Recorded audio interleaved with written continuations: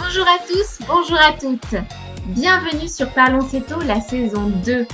Ce podcast dédié à l'alimentation cétogène dans lequel on partage avec vous notre savoir, notre expérience, mais aussi nos astuces pour adopter une alimentation faible en glucides qui va finalement à l'encontre d'une société qui invite à consommer encore et toujours plus de sucre.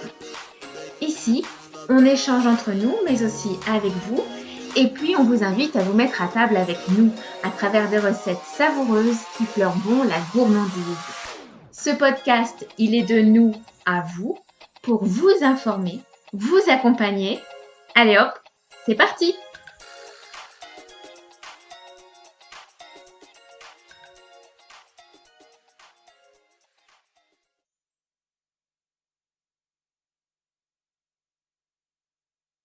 Et c'est parti pour un nouvel épisode témoignage. Comme on vous l'avait annoncé, pour cette deuxième saison, nous avons décidé de vous donner aussi la parole. Nous sommes donc allés demander à différentes personnes pourquoi elles s'étaient lancées dans l'alimentation cétogène et si ça avait changé quelque chose dans leur vie.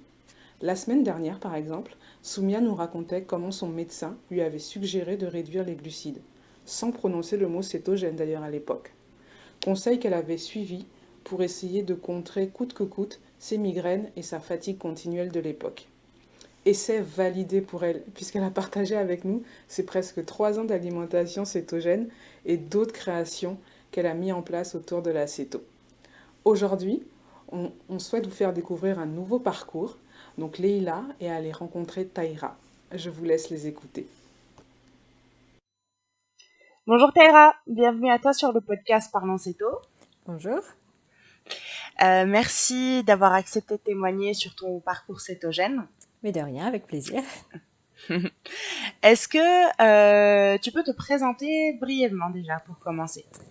Alors, donc je suis médecin. J'ai été diagnostiquée diabétique il y a 1 an et demi. Donc j'avais 31 ans. Donc là, j'ai 33 ans. Donc tu disais que tu as été diagnostiquée diabétique. Donc tu es diabétique type 1 ou type 2? Oui, diabétique type 1. D'accord. Comment ça s'est présenté? Ça s'est présenté, j'ai eu quelques symptômes. J'ai eu surtout des symptômes de soif pendant quelques semaines, donc ça m'a rapidement mis la puce à l'oreille.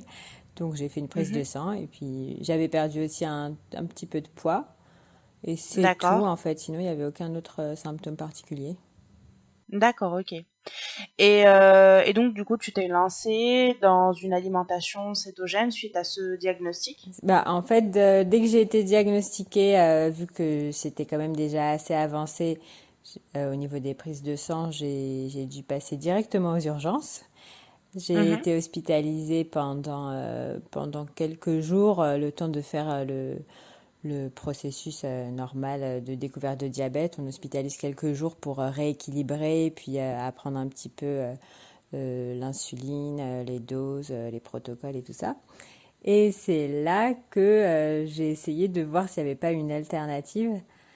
Et vu que j'avais le temps, j'étais sur mon lit d'hôpital pendant 24 heures sur 24. Non, j'essayais de bouger un peu, mais quand même, j'avais un petit peu de temps pour regarder tout ça. Donc, je me suis... En fait, c'était un processus un petit peu... Je me dis, l'insuline, on me dit de l'injecter en fonction des glucides ingérés. Oui. Et là, je me dis, mais en fait, si je mange pas de glucides, du coup, je vais pas injecter d'insuline. Donc, je commence à demander à la diététicienne qui était passée. Je lui dis, en pratique, si je prends, par exemple, la salade, des avocats, un repas où il n'y a pas vraiment de glucides, est-ce que j'aurais besoin de m'injecter de l'insuline? Elle me dit, non. Bon, je me dis, on va essayer d'étendre ça. Et j'ai fait des petits tests. Parce que en fait, quand j'ai essayé de faire ce qu'on me proposait, donc de manger normalement et d'adapter l'insuline à ce que je mangeais, et j'ai vu que ça ne fonctionnait pas vraiment très très bien. C'est-à-dire que ma glycémie, elle baissait, donc elle baissait comme il fallait parce que j'avais injecté a priori la dose qu'il fallait. Donc la glycémie baissait correctement. Et ensuite, quelques heures après, elle remontait. Donc dès que je mangeais des sucres lents, surtout c'était sur les sucres lents en fait, quand on me donnait du Mhm. pain, des pâtes. Après quand je testais sur des pizzas, alors là c'était 4 heures après, j'avais un énorme pic en pleine nuit qui remontait. Donc je me suis dit en fait leur solution elle est pas vraiment très très efficace. Donc je me D'accord. suis dit que j'allais complètement éviter tout ça et progressivement, au début je faisais le repas à midi, je me disais je vais essayer de faire sans glucides. Et j'ai vu toutes les recettes qu'il pouvait y avoir sur Internet, qu'on n'était vraiment pas limité sur l'alimentation, au contraire. Et c'est comme ça que je me suis complètement lancée à 100%, D'accord. sans aucun écart. Si, j'ai des Ah. petits écarts, tout petits. Alors du coup, si je résume bien, toi, ton objectif au final, c'était gérer ton diabète de type 1 sans avoir à faire d'injection d'insuline.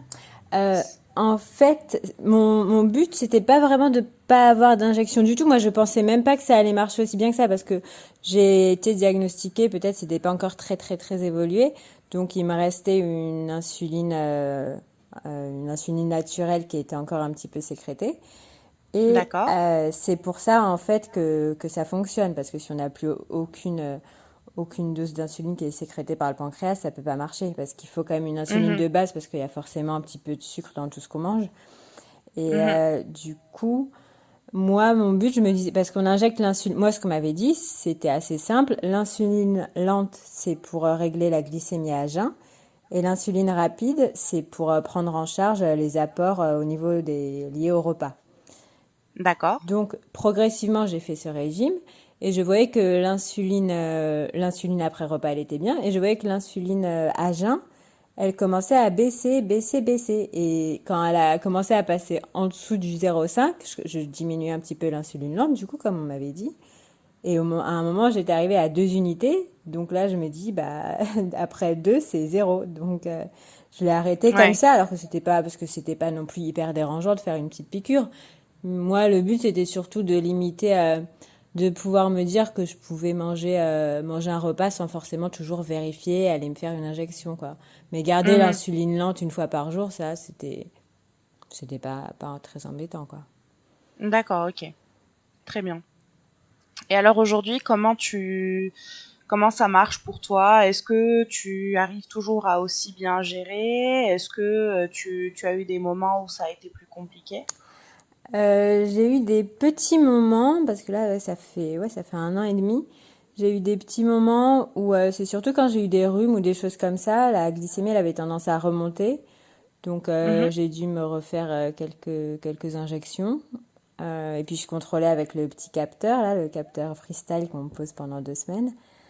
D'accord. Mais voilà, il y a eu 2, 3 épisodes comme ça. Et puis j'ai eu aussi un problème, c'était le matin. Le matin, souvent quand je me levais, j'étais un petit peu en stress, en train de courir derrière les trains et tout ça. Parce que je me réveille un peu tard, je traîne et voilà ce que ça donne. Et là, je voyais que j'avais des gros pics alors que je mangeais pas, j'avais rien fait de particulier.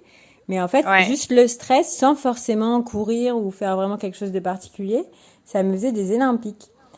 Ah. Bah là, Et tu as documenté l'effet du cortisol sur la c'est glycémie, je pense. exactement ça. Pour moi, c'était un petit peu abstrait, mais là, c'était clair et net parce que je voyais bien que quand j'étais en week-end ou en vacances, il y avait pas de souci. Et Ouais. du coup, j'ai essayé de trouver une solution. Je me suis dit, bon, je vais me réveiller un petit peu plus tôt, je vais aller plus lentement, je vais peut-être manger un petit peu parce que ça aussi, des fois, on dit que si on mange pas du tout, ça augmente le stress. Je mange un peu, mais ça donnait rien. Et j'ai trouvé une autre solution. Je me suis dit, bon, on va essayer de se mettre dans des conditions vacances. Donc, on va Ouais. se mettre de la musique dans les oreilles. Et D'accord. voilà, Et c'était du coup, mon... ça a fonctionné? Bah, c'est ça. Ça, en continuant à essayer d'éviter le truc dernière minute, pressé, en retard et tout Ouais. ça. Donc, les deux associés, ça marche plutôt bien. Super. Voilà. Et du coup, tu disais que quand tu étais à l'hôpital, tu as eu le temps de faire tes recherches. Quelles ont été les ressources qui t'ont permis vraiment d'apprendre, de comprendre, de progresser sur ce mode d'alimentation? Ben, j'ai regardé un petit peu de tout. J'ai regardé des articles scientifiques, j'ai regardé des articles de presse santé. Après, je suis tombée sur les groupes Facebook, les pages Facebook, et là, j'ai vu une mine d'or avec des tonnes et des tonnes et des tonnes d'informations, de témoignages, de recettes. Donc là, je me suis dit, voilà, il n'y a pas de... Je vais pas être toute seule, je vais pas commencer à découvrir un truc complètement inconnu, quoi. Mhm.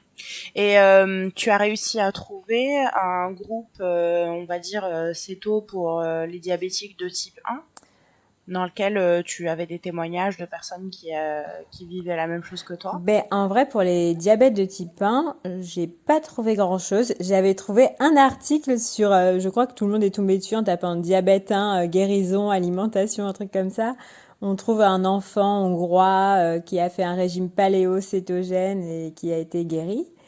Donc, Mhm. c'est tout ce que j'ai trouvé là-dessus. Mais sinon, c'est vrai, sur Facebook, globalement, tout ce qu'on voit sur les articles aussi, c'est diabète 1, surtout ne faites pas le régime cétogène. Et donc, je me disais, oula, mais Ouais.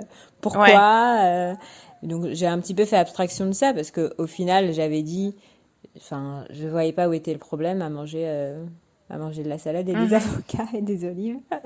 Ouais, Ouais. ça c'était un point assez étrange parce qu'on me disait, tout le monde me disait, les médecins, ils me disaient, enfin les médecins et puis sur internet, tout le monde quoi, les diabétiques même de type 1, faut surtout pas faire ce régime quand on est diabétique de type 1, point quoi.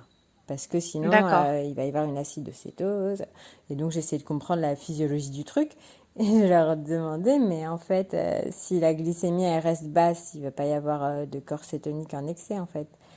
Et on me Mhm. disait, ah ben non, si la glycémie est basse, mais enfin, fallait que j'insiste beaucoup hein, pour qu'on finisse par me dire, oui, non, c'est vrai, quand la glycémie est basse, il y a pas de, ça peut pas Il n'y a pas de faire risque d'acidocétose, quoi. d'acidocétose.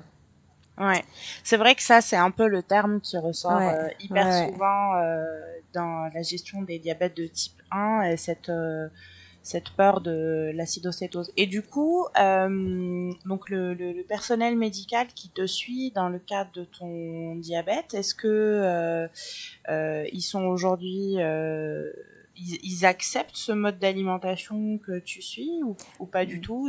Est-ce qu'ils sont curieux, tout simplement? Mais juste pour revenir au point Oui. d'avant, en fait, je pense que les médecins, les soignants et un petit peu les journalistes et tout, ils ont un petit peu peur que les gens bifurquent complètement dans le refus de soins, le refus des traitements habituels, le déni. C'est ce qu'on m'avait un petit peu, c'est ce qu'on m'avait accusé de faire du déni quand j'ai dit que j'allais faire Mhm. ce régime et que j'étais contente de ne pas prendre l'insuline. On me disait c'est la lune de miel, ça va passer, faut savoir que c'est pour la vie, que vous allez devoir vous faire des injections à vie. Mais moi, ok, s'il y a besoin d'en faire, j'en fais. Mais ils ont peur, je pense que on surveille plus rien, que la glycémie, on se dise le régime va marcher, on surveille plus la Mhm. glycémie, et là c'est sûr qu'il y a un vrai risque. Parce que la glycémie, Ouais, voilà, tout faut à la fait. surveiller constamment. Mais en vrai, moi, je la surveille plus parce que je la surveille, je mets plus le capteur, je la surveille éventuellement une fois toutes les 2 semaines, je fais une petite vérification au doigt. Mais je pense que déjà, il y a quand même des petits symptômes. On a un petit peu soif quand on commence à être en cétose. Donc, c'est pas quelque chose qui vient comme ça, comme une crise cardiaque, que je sache. Après, peut-être il y a des témoignages comme ça, mais moi, j'ai pas vu de trace de ça. Mais voilà, je pense que ce qui fait peur, c'est qu'il y ait un gros refus de suivi, de soins, risqué Mhm. pour de vrai. Ouais, non, mais c'est sûr enfin, c'est pas quelque chose à prendre Oui, c'est à ça. la légère, Oui, ouais. oui, on peut pas se Mm. dire je fais cette alimentation et puis tout va bien, c'est réglé, je suis guérie, quoi. C'est ça, oui, ouais. Ok. Ouais, donc pour l'autre question, pardon, j'ai fait une incartade. Non, mais il y a pas de souci. Les Euh, médecins donc qui me suivent, en fait, en parallèle, j'ai été aussi incluse dans un protocole de recherche, donc c'est par ce biais que j'ai été suivie. Euh, d'accord. donc en fait, j'ai eu des injections toutes les 2 semaines pendant un an. Enfin bon, ça c'est un truc un petit peu à part. Mais oui, au début, ils étaient très très réticents. Après, j'avais surtout une médecin référente qui me voyait pour Mhm. le suivi de ce protocole. J'en avais une autre que j'avais vue directement quand je me suis fait le diagnostic que j'ai vu en premier. Et elle, quand je suis revenue la voir quelques mois après pour lui dire bon bah tout va bien, elle m'a dit j'espère que vous faites pas le régime qui tue. Ah oui. Ah bah je sais pas, je suis encore vivante je crois. Un an et demi Ah après, oui, c'est je violent. survis. Ouais, ouais, c'est ça. Et c'était comme ça, quoi. Et il n'y avait pas moyen de discuter. C'était vraiment clair et net. Et il y a beaucoup de gens qui étaient, enfin, dans mon entourage aussi, il y en a qui sont médecins, qui étaient un petit peu, qui avaient un petit peu peur quand même. Parce qu'en fait, ils ont pas trop approfondi le sujet. Et puis, bah, c'est ce qu'on nous apprend. Diabète de type 1, insuline, point final, quoi. On cherche pas plus loin. Et donc, sinon, on dit s'il n'y a pas d'insuline, c'est que c'est la lune de miel et que ça va pas durer. Mais après, là, il y a quand même quelques études qui disent qu'il est possible que ce régime, justement, préserve les cellules restantes du pancréas. Et donc, si les cellules qui restent font leur travail et que la glycémie, enfin, les glucides ingérés restent en faible quantité, ça peut durer a priori assez longtemps, voire jusqu'à toute la vie, quoi. Et Ouais, du coup, au fur et à mesure, ils ont constaté que ça marchait bien, que tout allait bien. Donc, j'en ai croisé une qui était très, très, très intéressée et très enthousiaste. Et oui, ils sont assez étonnés aussi parce que c'est vrai que c'est pas très fréquent. Mais oui, c'est vrai qu'il y en a beaucoup qui sont assez enthousiastes. Surtout que maintenant, il y a vraiment un vrai recul, c'est-à-dire que là, ça fait 1 an et demi que je fais ça, qu'il n'y a pas eu de soucis particuliers. Donc, ils avaient peur, ils ont aussi peur du bilan lipidique. Donc, parce que c'est vrai aussi qu'il y a des gens, on leur dit régime cétogène, et puis il y a pas mal de, enfin, il y a des théories différentes là-dessus. Il y en a qui sont en même temps enfin, qui sont anti-statine et tout ça. Enfin, il y a un petit peu beaucoup de branches différentes dans le cétogène. Il y en a qui vont être ouais, végétariens, il y en a qui vont être paléo, il y en a qui vont être anti-inflammatoires. Enfin, c'est tout plein de, tout plein de trucs qui ouais. s'entremêlent. Et voilà, du coup, moi, pour ça, personnellement, j'ai toujours eu tendance à favoriser les graisses qu'on dit les bonnes graisses. Donc, sur ce plan-là, au niveau du bilan lipidique, ça reste complètement correct. Ah bah super, nickel. Et du coup, le protocole là dont tu parlais, c'est un protocole qui, ça a un lien avec le cétogène ou c'est absolument Non, pas du... ça D'accord, a c'est complètement rien. autre chose. Ouais, c'est complètement autre D'accord. chose. Ok, c'est juste que dans ce cadre-là, tu as été amené Ouais, à côtoyer plusieurs médecins. c'est ça. D'accord. Mais sinon, voilà, je suis pas trop suivie. Je me suis moi-même, du coup. En Ouais, vrai, voilà, ok. il y a plus trop de choses à suivre. En fin de compte, faire une petite prise de sang régulièrement pour vérifier. Et puis... Ouais. Et du coup, dans ton entourage immédiat, tes parents, ta famille, est-ce que il y a eu des incompréhensions ou est-ce que ils se sont dit non mais c'est bon, elle est grande, elle est médecin, elle sait ce qu'elle fait. Comment ça Ben, s'est passé? ouais, au début, c'était un petit peu dubitatif. Après, ça dépend des personnes. Il y en a qui sont un petit peu plus incisifs que d'autres. Mais globalement, ils regardaient ça. Si, ils étaient quand même, ils voyaient bien le résultat en fait. Ils voyaient que ben, je faisais plus de piqûres, que ça allait bien, que mes résultats étaient bons. Donc, et puis après, c'est Ouais. vrai que je suis adulte, je suis grande. Ils savent bien que au final, c'est moi qui vais décider de ce que je fais. Ouais. Puis je pense que aussi il devait avoir quelque part confiance en se disant mais de toute manière elle est bien consciente de l'impact Ah que oui, oui, ça oui. a et de sa santé. Oui, c'est sûr. Mm. Hmm. D'accord. Est-ce qu'il y a des trucs en plus que cette alimentation t'a apporté et auxquels tu ne t'attendais pas forcément? Des trucs en plus. Alors en vrai, ça m'a fait redécouvrir la cuisine. Ça m'a fait Ouais. découvrir les turbines à glace, grâce à toi d'ailleurs. Plein de choses en fait qu'on achète comme ça d'habitude sans réfléchir, qui sont des produits tout finis. On sait même pas Ouais. vraiment comment ça se fait à la base. Moi, je savais pas comment ça se faisait une glace en vrai.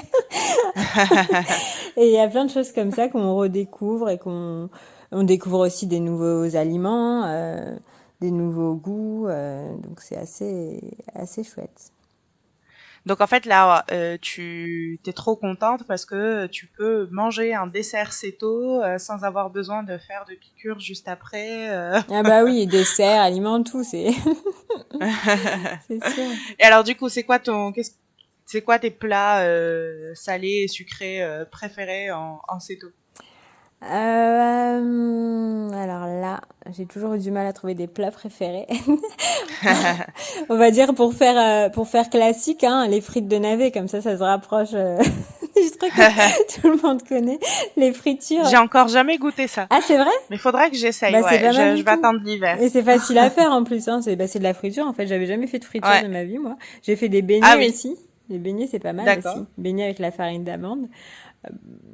En fait, un peu de tout, hein. Franchement, maintenant, tout ce que je mange, j'aime bien. Et puis, c'est vrai que avant, j'avais pas trop de problèmes digestifs ou alimentaires ou de poids ou de choses comme ça. Mais c'est vrai que là, j'ai plus jamais la sensation d'avoir trop mangé, d'avoir mangé un truc qui passe pas ou des choses comme ça. Avant, quand je mangeais un croissant, un pain au chocolat, enfin, je pense que c'est comme ça pour tout le monde en fait. Quand on mange des croissants et des pains au chocolat, 3 heures après, on le sent encore quoi. Alors Ouais. que là, tout ce que je mange, même si j'en mange beaucoup et si c'est des trucs bien gras, bien sucre, enfin bien sucrantés, bah ça passe tranquillement quoi. Hmm. Ah bah écoute, tant mieux, tant mieux. J'avais une autre question par rapport à ça, tant que je retrouve mon film. Euh, Non, ça me revient pas, c'est pas grave. Oui, alors, tu as écrit un livre Mhm. pour raconter un petit peu ton parcours. Est-ce que tu peux nous en dire un petit mot? Mais en fait, j'avais commencé un petit peu à... Ça fait longtemps que j'ai envie d'écrire, donc j'ai déjà commencé plein de livres inachevés. Et du coup, ben, quand j'ai eu ça, en plus c'était juste avant que je m'étais vraiment relancée en mode va vraiment falloir que j'aille jusqu'au bout. Et là, pouf, j'ai eu cette histoire. Et là, je me suis dit, mais en fait, pourquoi j'essaie d'écrire d'inventer des histoires? Là, j'ai quand même un truc qui peut servir aux gens, qui est quand même Mhm. ouais, qui est assez utile et qui est assez Qui peut permettre de original, quoi. guider Ouais, quelque part ouais, aussi. ouais. Et voilà, bah, ouais, je me suis dit que je pouvais pas faire ça comme ça dans mon coin, à, continuer à entendre partout que c'est impossible, que le diabète de type 1, faut surtout pas faire de régime cétogène. J'avais entendu tellement de choses qui étaient fausses en fait, hein, que je me suis dit qu'il fallait que je témoigne, quoi. Hmm. Et du coup, je me suis lancée, j'ai écrit assez rapidement en fait, parce que en fait, j'ai juste quasiment raconté, enfin, c'est un petit peu romancé, hein, c'est pas tout du 100% exact, mais tout ce qui est côté médical, c'est du 100% vrai en fait, 100% vécu. Et voilà, donc ça a coulé tout seul. Ok. Et du coup, c'est un livre qu'on peut trouver en format numérique ou bien également en imprimé? Bah là, je l'avais lancé sur Amazon en format numérique et imprimé. Mhm. Et puis j'ai voulu changer le titre, c'est pas trop bien passé, donc je me suis lancée dans une autre plateforme d'auto-édition. Et donc normalement D'accord. c'est pareil, il va sortir bientôt en version numérique et imprimée. Ok, super. Bah écoute, on remettra les liens dans les notes de l'épisode, comme ça, si les personnes qui nous écoutent souhaitent le lire, ils pourront retrouver les références. Ok, bah merci. Alors pour finir, est-ce que tu pourrais nous donner un conseil, enfin donner un conseil à ceux qui nous écoutent sur la pratique du cétogène, voilà, comment sur le début, comment commencer, Mm, mm, un peu mm. Mais ton alors, retour d'expérience. mais du coup, je vais en profiter aussi pour parler du retour d'expérience des personnes que j'ai un petit peu à qui j'ai un petit peu fait découvrir ce régime. Ah oui, oui, Parce tout que à du coup, il fait. y en a 3 ou 4 qui sont un petit peu différentes les unes des autres. Donc, bah pour moi, en fait, c'était quand même un petit peu plus facile dans le sens où c'était vraiment un effet immédiat sur des injections. Donc, en gros, je me disais, bon, soit je mange ça et je me fais une injection, soit je mange pas et je m'en fais pas. Après, en fait, c'était même pas comme ça la question parce que je sais pas, j'avais pas envie de manger des trucs qui étaient pas au final digérés naturellement, quoi.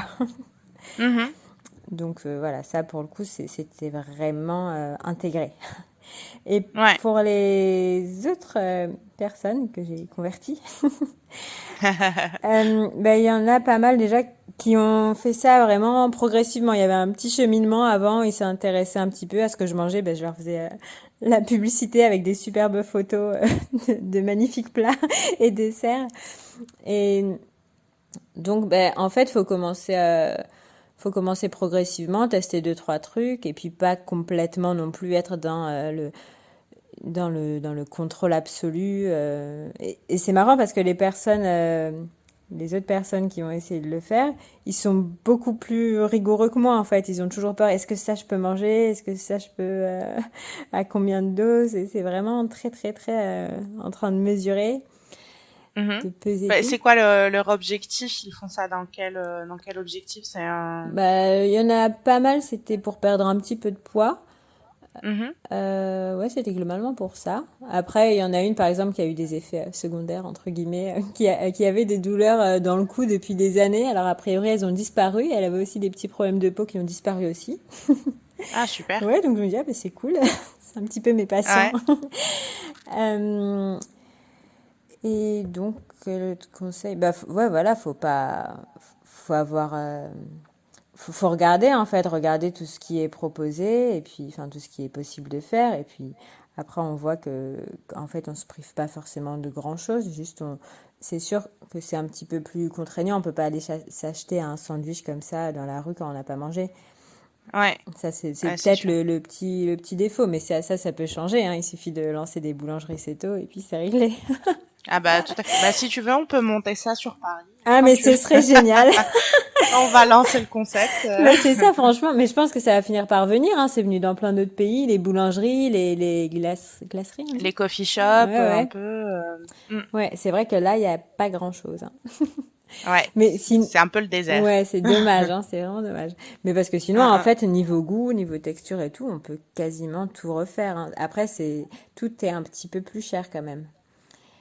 Tu trouves du coup toi que l'alimentation cétogène te revient plus cher qu'une alimentation dite équilibrée classique? Alors, j'ai pas fait le bilan, mais je pense qu'au final, on retombe un petit peu sur nos pattes parce qu'au final, on achète moins de cochonneries, comme on dit. On va pas acheter des biscuits, des machins, des trucs. On achète les ingrédients soi-même, donc ça, forcément, ça revient toujours un petit peu moins cher. Donc au final, je pense que ça s'équilibre. Et puis après, on peut trouver les bons plans, les réductions, les trucs en vrac, et voilà. Ouais. Mais effectivement, je pense que si on vise des produits pour une boulangerie qui va proposer par exemple des gâteaux ou des choses comme ça, là effectivement on rentre dans des choses Ouais, un peu plus ouais, chères, ouais, ouais, des farines d'amande, ouais. des farines un peu spéciales Et même les qui édulcorants, reviennent un peu c'est plus cher. ouais, Ouais, ouais, c'est beaucoup complètement. plus Ouais. cher que le sucre, quoi. Et la farine de blé, c'est gratuit, en fait. Donc en fait, c'est pour ça un petit peu que c'est une alimentation qui a été favoriser, c'est tout ce qu'il y a de moins cher et de plus De produit moins en fait. cher. Après Ouais. d'ailleurs j'ai regardé un peu, du coup je me suis dit mais si on remplaçait tous les trucs de blé par des amandiers et tout ça, et en fait j'ai vu que c'est pas si sympa que ça parce que quand on regarde aux États-Unis, je crois que c'est en Californie qu'il y a le plus de production d'amandiers et c'est pas non Mhm. plus hyper écolo du tout, hein. Ah non, non, non, non, c'est vrai. C'est une petite C'est vrai que catastrophe. c'est pas hyper écologique et en fait ça prend. Alors en fait il n'y a pas que l'acéto hein, qui booste Ouais, les amandes. c'est ça. Il y a aussi tout le mouvement vegan parce que du Ouais, coup ah oui. tous les produits laitiers on va dire sont remplacés Mm. par du lait d'amande, C'est vrai. des choses comme ça et effectivement maintenant on commence à avoir des phénomènes d'agriculture intensive autour des amandes avec plein de répercussions sur la biodiversité aux alentours. C'est vrai Mm. que c'est à chaque fois, en fait, dès que tu es sur une agriculture intensive, de toute manière, tu t'en payes le prix à un moment. Ouais, c'est terrible, hein. Mais c'est comme les avocats, Ouais. quoi. Ouais, non, mais c'est sûr. Après, c'est vrai que quand tu regardes l'empreinte carbone de ton avocat que t'achètes au supermarché, juste mûr, tu sais, t'es là, ah oui, Ouais. quand même. En fait, faut se faire son petit potager avec des courgettes, des aubergines. Après, les olives, je sais pas comment ça se passe pour les olives. Courgettes, aubergines, olives, et puis c'est réglé, quoi. Et encore, les olives, je pense que tu peux en trouver Oui, en France, dans le en sud. France Ouais, c'est sans sûr. trop aller au bout du monde. Mais c'est vrai que quand tu commences l'alimentation cétogène et que tu es un peu préoccupé par des enjeux, on va dire, écologiques liés à ton alimentation, tu regardes, tu as ok, des avocats, Ouais. d'accord, ça fait loin. L'huile de coco, ok, Ouais, là aussi il y ouais. en a. C'est vrai. Et petit à petit, ouais. Il reste plus Mais qu'à enfin bon, je pense déménager dans ces endroits-là et puis les planter dans son jardin. exactement. C'est exactement ça. J'avais une dernière question. D'un point de vue social, du coup, comment ça se passe pour toi? Est-ce que tu arrives à gérer facilement le fait de sortir en extérieur, d'être invité chez des gens en mangeant cétogène. Est-ce que tu arrives à le gérer et comment? Alors déjà globalement oui ça va, mais c'est vrai qu'il faut quand même si on a envie de manger, faut un petit peu batailler parfois, mais c'est bien parce que c'est là qu'on voit les bons restaurants quoi. Donc les gens qui regardent vraiment le client comme un client qu'il faut satisfaire pas comme une machine à sous. Donc au moins on sait si la personne sait ce qu'elle nous donne à manger déjà, ça c'est un truc qui est pas forcément qu'on trouve pas forcément partout hein. Des fois on demande ce qu'il y a dans C'est l'assiette, ah clair. bah je sais pas, c'est un mélange. Donc c'est des surgelés en gros. Mais après c'est pas non plus hyper compliqué parce que des légumes globalement tout le monde a des légumes, après on prend une viande si on n'est pas végétarien ou un poisson ou n'importe quoi. Mhm. Et voilà, c'est assez. Après, c'est sûr qu'au niveau dessert, on est forcément très limité. Il n'y a plus que le fromage niveau dessert. Donc, c'est ça, vaut mieux pas être vegan non plus. Ou sinon, après, faut se préparer ses compléments soi-même. Mais voilà, globalement, ça se passe pas mal. D'ailleurs, j'ai quand même découvert. Je suis allée dans un restaurant il y a quelques jours et ils proposaient des lasagnes d'aubergine sans pâte. Donc là, c'était parfait. Ah oui, bah c'est vrai que dans les restaurants italiens, tu retrouves souvent la parmigiana. Hum, hum, hum. Donc c'est ouais, c'est ça. J'en ai Mais vu aussi chez Big Mama, par exemple. mm, mm, mm. Mais moi, sinon, j'hésite pas en fait à les embêter un petit peu. Hein, et du coup, des fois, ils font des yeux tout ronds. Ils comprennent pas le truc. Quand on arrive au McDo, qu'on demande un burger sans pain, là, c'est le drame. Mais ça dépend parce que ça aussi, il y a quelques jours, je suis allée dans un McDo et puis j'ai demandé un burger sans pain, normal. Ils m'ont dit ça tranquillement. Mais là, avec tous les sans gluten et tout ça aussi, je pense que c'est déjà un petit peu plus répandu. D'ailleurs, dans le Ouais. Five Guys aussi, ils marquent directement qu'il y a des burgers qui peuvent être, enfin, que tous les burgers peuvent être servis sans pain. Donc, Mm, ils sont quand même plus habitués qu'il y a quelques années parce que c'est vrai qu'il y a plein de régimes différents. Donc, les adaptations, c'est quand même devenu assez commun. ouais. Mais c'est vrai, une fois, moi, j'avais commandé un burger sans pain et le gars m'a dit, non, mais on a du pain sans gluten si vous voulez. Ouais, bah ouais, ça c'est. Je lui dis, mais vous avez du pain sans blé? Ouais, c'est ça. Ah, bah sans pain. Et du coup, finalement, il avait trouvé un truc assez astucieux, c'est qu'il me l'avait servi entre deux champignons Ah, grillés. super, c'est Tu sais, sympa les ça. Ouais. champignons portobello, là, qui sont assez grands. Ah oui. Et du coup, ouais, c'était assez... c'était bon, c'était Ouais. original. Je trouve ça bien. Ouais, parce que c'est vrai que le burger sans pain du McDo, ça devient quand même vachement maigrichon. Hein. Bah, il n'y a plus rien. C'est ça. T'as deux steaks d'un demi-centimètre d'épaisseur et, Ouais, c'est et ça, voilà. exactement. Mais sinon, quand je suis invitée, c'est vrai que soit c'est des. Soit je préviens, Mhm. soit je mange un petit peu. Enfin, quand c'est des buffets ou des trucs comme ça où je pourrais pas trop choisir, je mange un petit peu avant.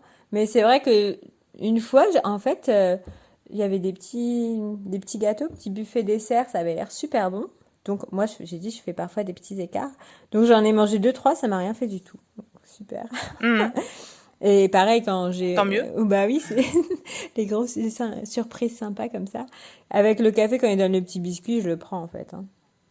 Ouais. Voilà, c'est mes petits écarts. Après, peut-être que justement, dans ta journée, ça s'équilibre Oui, voilà, c'est parfaitement, ça. quoi. Et après, il Mm. suffit de bien marcher derrière. Et... Oui, c'est ça. Ou peut-être que tes cellules de pancréas, il y en a certaines Oui, c'est ça. qui se régénèrent et qui fonctionnent un peu mieux, Ouais, je je me sais suis pas. dit qu'il fallait leur donner des petits boosts des fois pour qu'elles se réveillent, quoi. Pour Donc, les booster. Ok. Bon, bah, merci beaucoup, Taïra, pour ton témoignage. bah de rien, merci à toi. On mettra, comme indiqué tout à l'heure, les références de ton livre sur les notes du podcast. Et puis, voilà, comme ça, les personnes qui souhaitent en savoir un peu plus sur ton parcours pourront lire ce livre. Merci beaucoup. Salut! Salut, bisous. Parlons Céto, c'est terminé pour aujourd'hui. Bien entendu, les éléments que l'on partage ici ne peuvent pas se substituer aux conseils de votre médecin. En cas de pathologie, nous vous encourageons à vous tourner vers un professionnel de santé. On se retrouve très vite et on vous embrasse. À très vite, bye bye!